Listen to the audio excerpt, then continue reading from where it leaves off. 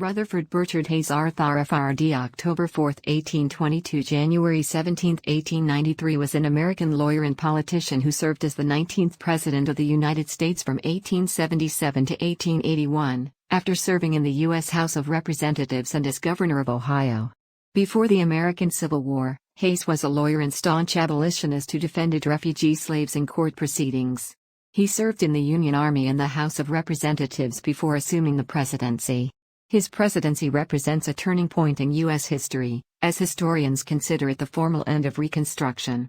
Hayes, a prominent member of the Republican half-breed faction, placated both Southern Democrats and Whiggish Republican businessmen by ending the federal government's involvement in attempting to bring racial equality in the South. As an attorney in Ohio, Hayes served as Cincinnati's city solicitor from 1858 to 1861.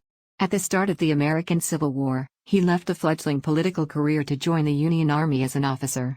Hayes was wounded 5 times, most seriously at the Battle of South Mountain in 1862.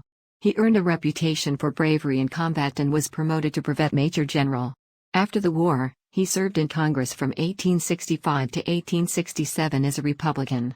Hayes left Congress to run for governor of Ohio and was elected to 2 consecutive terms, from 1868 to 1872.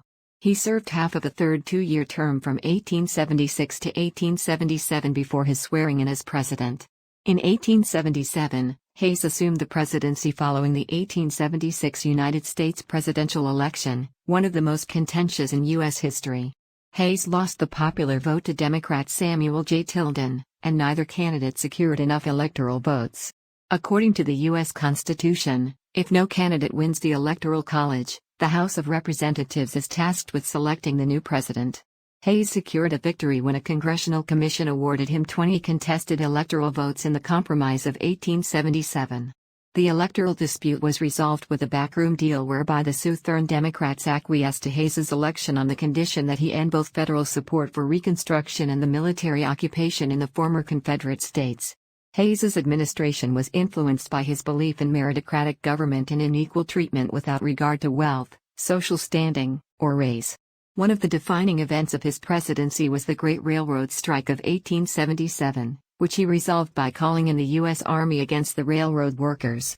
It remains the deadliest conflict between workers and strikebreakers in American history. As president, Hayes implemented modest civil service reforms that laid the groundwork for further reform in the 1880s and 1890s. He vetoed the Bland-Allison Act of 1878, which put silver money into circulation and raised nominal prices. Hayes saw the maintenance of the gold standard as essential to economic recovery. His policy toward Western Indians anticipated the assimilationist program of the Dawes Act of 1887. At the end of his term, Hayes kept his pledge not to run for re-election and retired to his home in Ohio. He became an advocate of social and educational reform.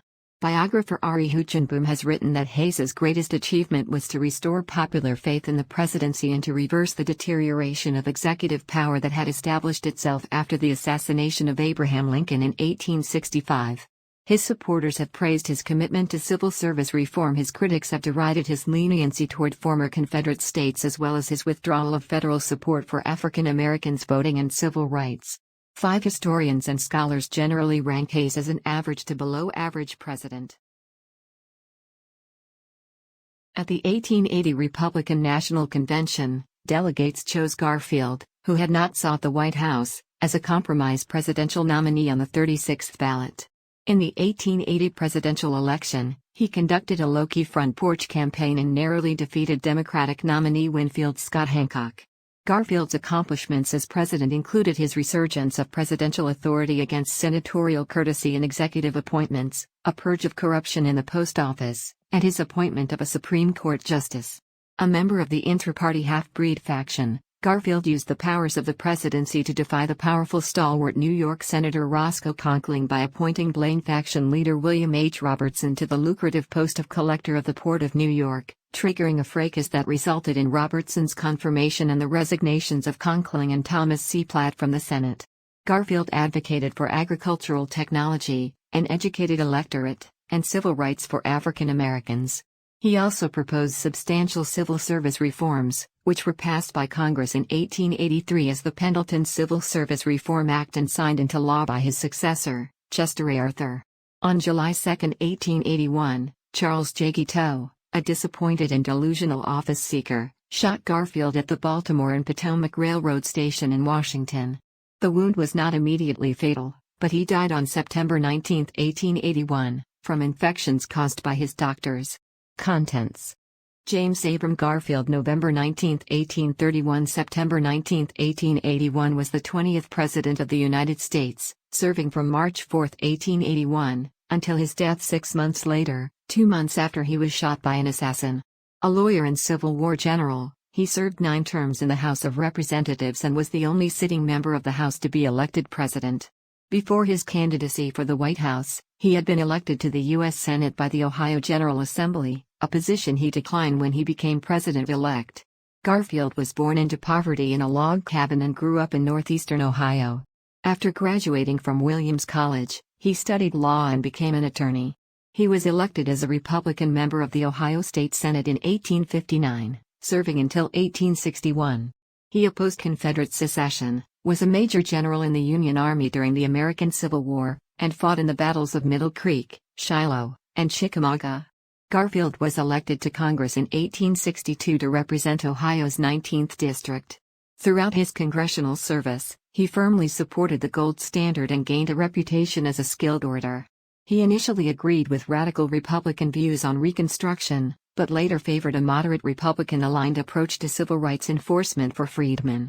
Garfield's aptitude for mathematics extended to a notable proof of the Pythagorean theorem, which he published in 1876. Chester Alan Arthur, October 5, 1829 – November 18, 1886, was an American lawyer and politician who served as the 21st President of the United States from 1881 to 1885. Previously the 20th U.S. Vice President, he succeeded to the presidency upon the death of President James A. Garfield in September 1881, 2 months after Garfield was shot by an assassin. Arthur was born in Fairfield, Vermont, grew up in upstate New York and practiced law in New York City. He served as Quartermaster General of the New York Militia during the American Civil War. Following the war, he devoted more time to New York Republican politics and quickly rose in Senator Roscoe Conklin's political organization. President Ulysses S. Grant appointed him to the post of Collector of the Port of New York in 1871, and he was an important supporter of Conkling and the stalwart faction of the Republican Party. In 1878, President Rutherford B. Hayes fired Arthur as part of a plan to reform the federal patronage system in New York. Garfield won the Republican nomination for president in 1880, and Arthur was nominated for vice president to balance the ticket as an Eastern stalwart. 4 months into his term, Garfield was shot by an assassin. He died 11 weeks later, and Arthur assumed the presidency.